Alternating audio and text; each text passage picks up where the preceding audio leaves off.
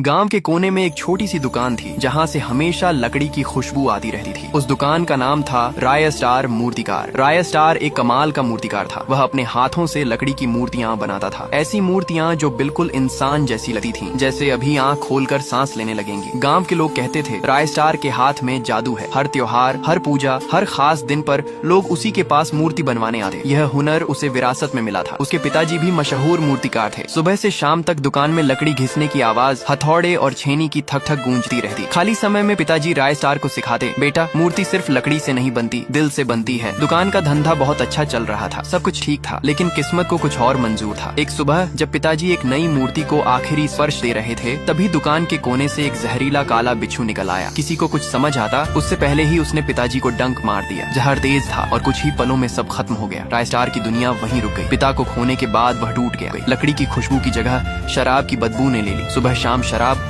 और दिन भर कचरे के ढेर के पास पड़ा रहता। गांव वाले उसे देकर ताना मारते, कितना इज्जतदार आदमी था इसका बाप और ये। लेकिन राय स्टार को कोई फर्क नहीं पड़ता था। उसे बस एक वक्त की शराब और 2 वक्त की नींद चाहिए थी। एक रात शराब पीकर लड़खड़ाते हुए घर लौट रहा था। अचानक उसका सिर घूमने लगा, उल्टियां, आंखों के आगे अंधेरा, और वह सड़क पर गिरकर बेहोश हो गया। लोग गुजरते रहे, किसी ने हाथ तक नहीं लगाया। तभी एक गाड़ी रुकी। जब राय स्टार की आंखें खुली, वह एक साफ बिस्तर पर था। पास में एक खूबसूरत सी लड़की खड़ी थी। मैं रास्ते से गुजर रही थी, तुम्हें सड़क पर पड़ा देखा, इसलिए यहाँ ले आई। उस पल जैसे किसी ने उसके अंधेरे में रोशनी जला दी। उस दिन के बाद सब बदल गया। दोनों साथ रहने लगे। राय स्टार ने शराब छोड़ दी, फिर से लकड़ी उठाई, फिर से अपने हाथों का जादू दिखाया। गांव के एक कोने में उसने नई दुकान खोली और जैसे ही पहली मूर्ति तैयार हुई, लोग फिर से लौट आए। कुछ ही महीनों में उसकी दुकान के बाहर भीड़ लगने लगी। हजारों लोग उसकी कला देखने आते। पैसा बरसने लगा। उसने नया घर लिया, नई गाड़ी खरीदी और आखिरकार उस लड़की से शादी कर ली। वह अक्सर कहता, अगर तुम नहीं होती तो मैं आज भी सड़क पर पड़ा होता। जिंदगी फिर से मुस्कुरा रही थी, लेकिन कहानी अब भी खत्म नहीं हुई थी। एक दिन जब राय स्टार दुकान में मूर्ति बना रहा था, उसकी पत्नी प्यार से नाश्ता लेकर आई। जानू जल्दी खा लो। राय स्टार ने मुस्कुराते हुए खाना खाया। बहुत स्वादिष्ट था। वह शर्माकर वापस जाने लगी। तभी एक अमीर बाप का बेटा तेज गाड़ी चलाते हुए आया और उसे टक्कर मारकर निकल गया। सब कुछ पल भर में खत्म। राय स्टार चीखता रह गया। उसने उसे उठाया, हिलाया, पुकारा, लेकिन इस बार भी किस्मत ने उसे अकेला कर दिया था। हे भगवान, पहले पापा अब मेरी पत्नी, मैंने तेरा क्या बिगाड़ा। उस दिन के बाद घर में सिर्फ सन्नाटा था। राय स्टार चुप रहता, रोता, पूरी तरह टूट चुका था। एक रात उसने सपना देखा। उसके पिता और उसकी पत्नी सामने खड़े थे। दोनों मुस्कुरा रहे थे। फिर अचानक दोनों की आंखों में आंसू आ गए। बेटा हमें इतनी जल्दी भूल गया। और धीरे धीरे दोनों धुंध में गायब हो गए। राय स्टार झटके से जाग गया। आंखों से आंसू बह रहे थे। तभी उसके दिमाग में एक ख्याल आया। अगली सुबह उसने फिर लकड़ी उठाई, दिन रात मेहनत की। हर छेनी के वार के साथ उसका दर्द लकड़ी में उतरता गया। कुछ दिनों बाद 2 मूर्तियां तैयार थीं, एक उसके पिता की और एक उसकी पत्नी की। ऐसी मूर्तियां जो बिल्कुल जिंदा लगती थी।